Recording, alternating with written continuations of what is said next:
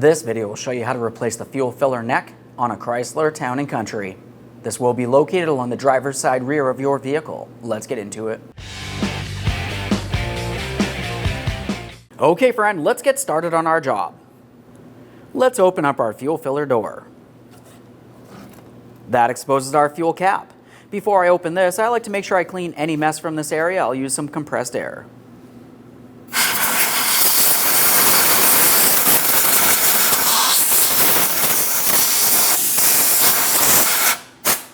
Now we can remove that fuel cap. Just turn that counterclockwise. Whenever I remove my fuel cap, I always inspect the seal. It only makes sense. I'm going to hang it aside. I want to make sure it's not hitting up against the paint of the vehicle. The next thing we have to do is safely raise and support the driver's side rear of the vehicle so we can remove the driver's side rear wheel. To remove the wheel, remove all 5 of your 19mm lug nuts. We can get the wheel off of here.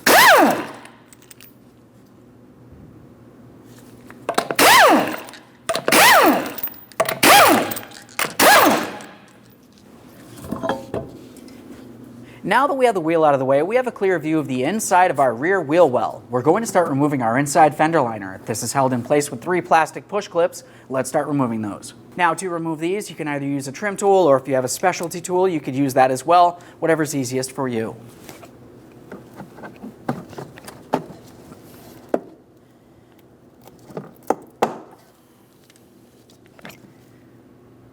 A quick inspection of the push clips. If you break them, that's okay. Just go ahead and replace them as necessary. Let's move along to the next one here.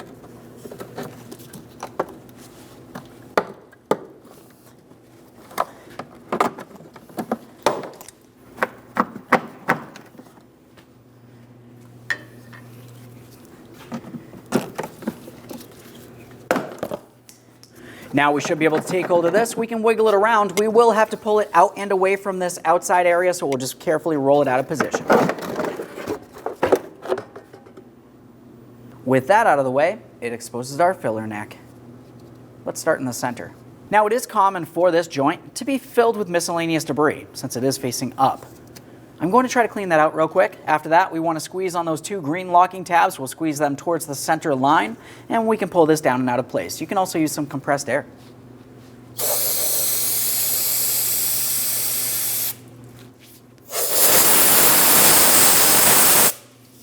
Now we'd want to squeeze in on those tabs. If you can't reach the inboard one, just go ahead and use some pliers if necessary. Let's be careful not to cause any damage unless you intend on replacing this plastic clip.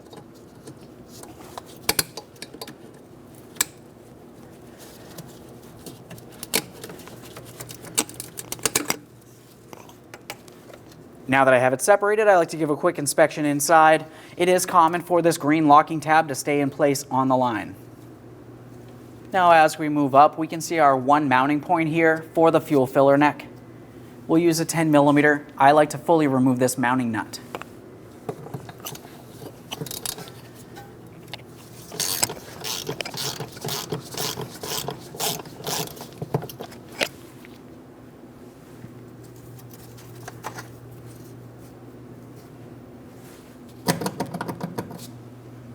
Let's make our way down to the bottom where it connects to the fuel filler neck hose.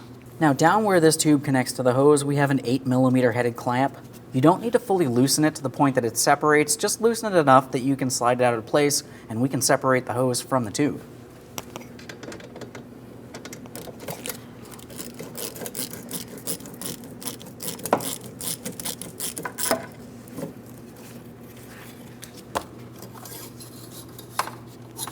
After dislodging the clamp, I'm going to be using a long hose pick. I like to make my way in this area to try to separate that hose.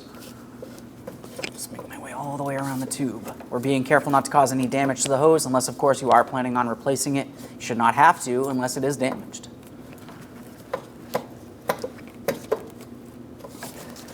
Once you have that broken free, go ahead and take hold of the tube. We're going to give it a little tug, pulling it out and away from the hose down at the bottom first.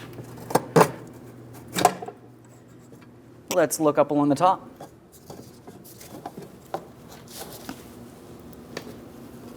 Just pull that down and out of there. Now we do have our rubber seal up along the top of this, which we will remove from the original filler neck, and I like to reinstall it into the body of the vehicle prior to reinstalling the brand new filler neck. So with that said, I'm just going to take hold of it and I'll flex it out of position. It should slide right off of here. There's that. Just a quick inspection. And there it is, friend.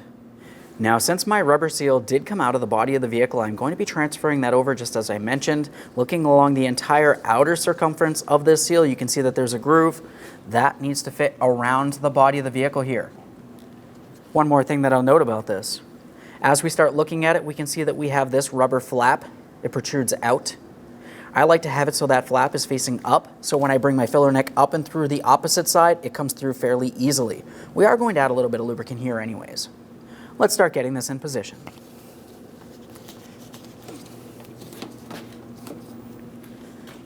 There we go.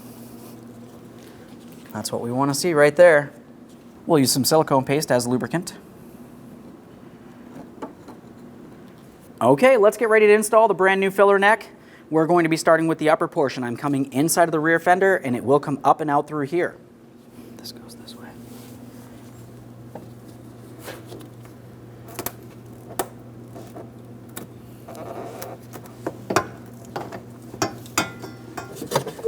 So now that I have the top in, I'm not going to start attaching the center here at the mounting point. Let's make our way all the way down to the bottom where it connects to the hose.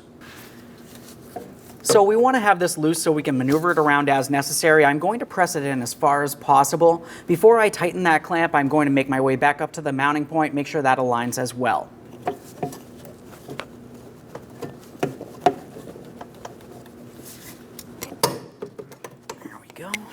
Now this is where we can see that it does look like it's pretty close to being aligned. Of course you can flex things as necessary. I'm just lining this up, I'm pressing it in as far as possible. We'll start on the mounting nut and of course make sure it's nice and tight.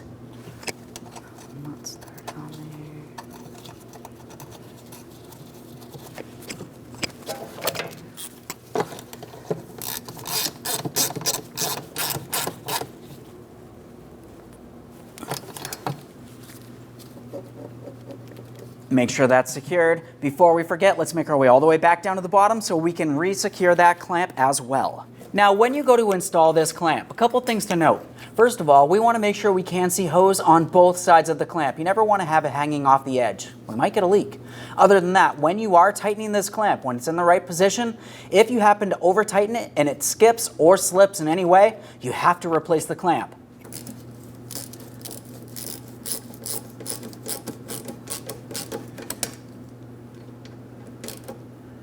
Okay, right there is bottomed out. I'm just going to take it a tiny bit further. I don't want to strip it out. I do want to make sure that this is nice and tight. No leaks. Let's have a quick look at the original filler neck. As you remember during the removal process, we did have a green locking tab area. I'm going to be removing that from this so we can transfer it back into the original line. So what I want to do is just lift up on my locking tab. I'm using a small screwdriver. You can use a pick, whatever you might happen to have. We'll just lift up on the tabs, slide it out of place. A thorough inspection of that locking clip. It needs to be in good condition, otherwise you need to replace it. I'm going to set this aside for recycling. Now as we bring that green clip into the line, you can see where the rectangular notches are. There's one on each side. That's for the locking tabs on this. So we're just aligning it. We're going to press it in. We'll listen for a click. Both sides there. Let's reattach that line. We're bringing it up towards the tube. Press it up. I can hear an audible click, a light tug. It's secured. One last quick inspection in this area, we can reinstall our inside fender liner. Now, as far as that inside fender liner, up along the top area, this area needs to go up and on the inside of your fender. As we bring the rest of it in, we have the areas for our 3 push clips making their way across the body of the vehicle.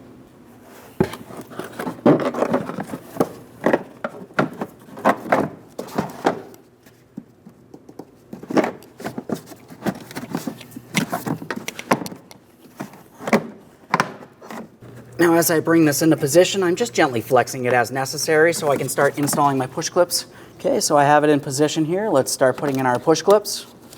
I'll start down along the bottom.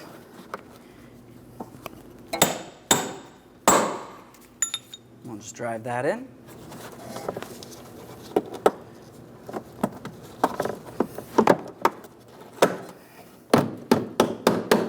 Let's get this next one in here.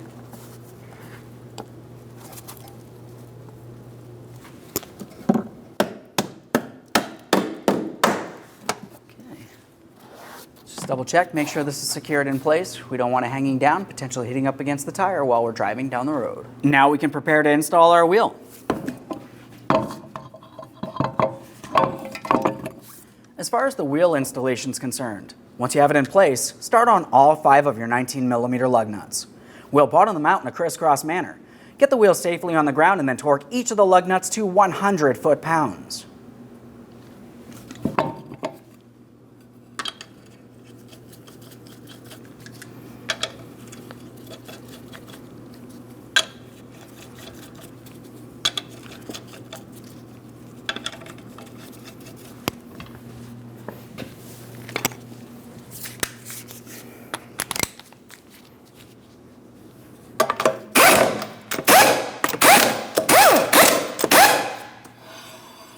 Now I have the wheel back on the ground. Let's go ahead and torque these lug nuts to that 100 foot-pounds in a crisscross manner.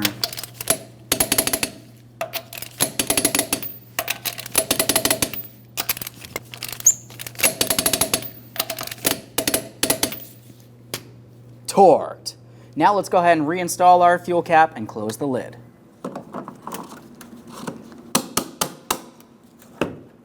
Okay friend, we finished our installation. The next thing I would always like to do is make my way to a filling station. As you start filling, just double check to make sure you have no leaks. Aside from that, thanks for watching. When only the best will do, demand TRQ.